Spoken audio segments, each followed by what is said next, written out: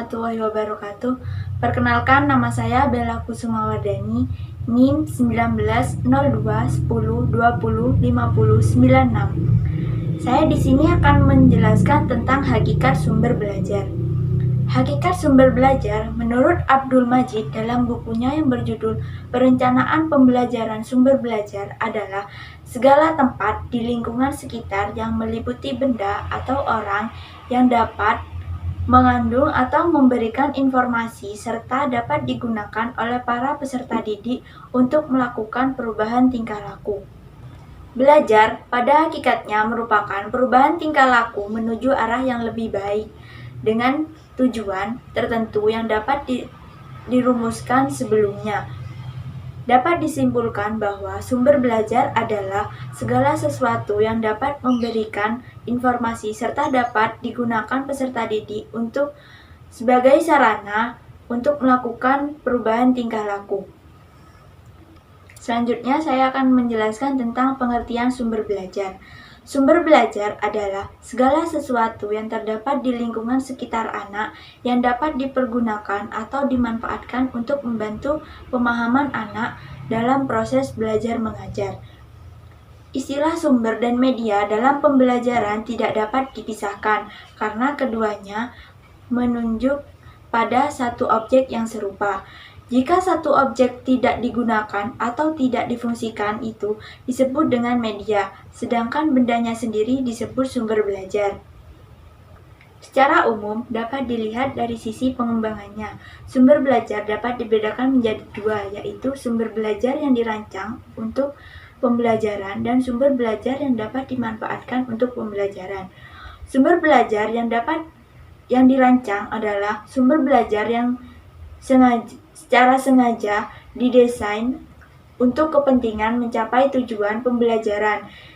Misalnya, buku pembelajaran, buku cerita, kamus, dan sebagainya. Sedangkan sumber belajar yang dapat dimanfaatkan adalah sumber belajar yang dirancang untuk kepentingan tujuan pembelajaran tertentu, tetapi tidak dimanfaatkan untuk kepentingan pencapaian tujuan pembelajaran. Selanjutnya akan dilanjutkan dengan rekan saya. Di sini saya akan menjelaskan tentang jenis sumber belajar yang terbagi menjadi 6. Yang pertama yaitu pesan. Pesan adalah pelajaran atau informasi yang diteruskan oleh komponen lain dalam bentuk ide, fakta, arti, dan data. Contohnya semua bidang studi atau mata pelajaran untuk anak usia dini yang dapat mengembangkan semua aspek dan kecerdasan anak. Yang kedua ada orang atau manusia, yaitu yang bertindak sebagai penyimpan, pengolah, dan penyaji pesan. Contohnya guru pembimbing, guru pembina, pembicara, yang tidak termasuk tim kurikulum, dan lain-lain, yang tidak langsung berinteraksi dengan siswa. Yang ketiga ada bahan. Bahan yaitu sesuatu yang biasa disebut software yang mengandung pesan untuk disajikan melalui penggunaan alat atau oleh dirinya. Contohnya slide, transparansi, film, video, audio, modul, majalah, dan bahan pengajaran terprogram lainnya. Yang keempat ada alat dan peralatan, yaitu sesuatu yang disebut hardware digunakan untuk menyampaikan pesan yang tersimpan dalam bahan. Contohnya proyektor, slide, film strip, LCD, OHP, videotape, pesawat televisi, kaset recorder, dan lain-lain. Yang kelima ada teknik, yaitu prosedur rutin atau acuan yang disiapkan untuk menggunakan bahan, alat, orang, dan lingkungan untuk menyampaikan pesan.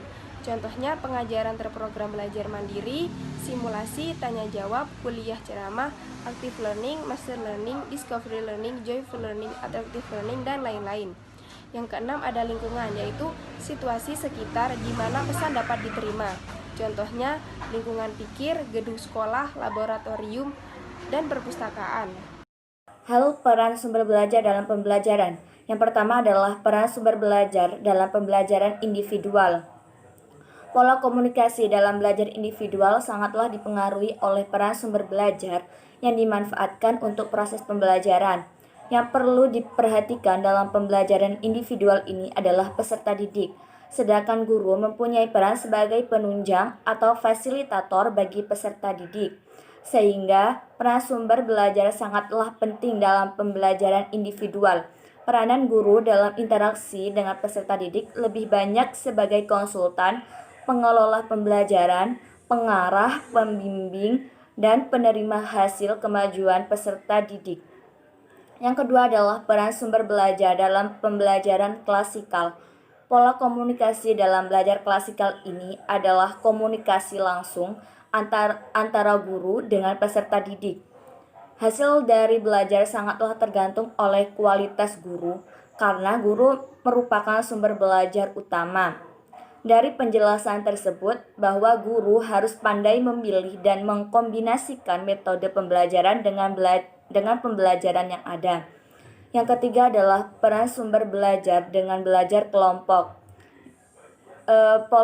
Pola komunikasi dalam belajar kelompok secara umum ditetapkan dalam belajar yang berupa pola sebagai berikut. Yang pertama adalah base sessions atau diskusi singkat.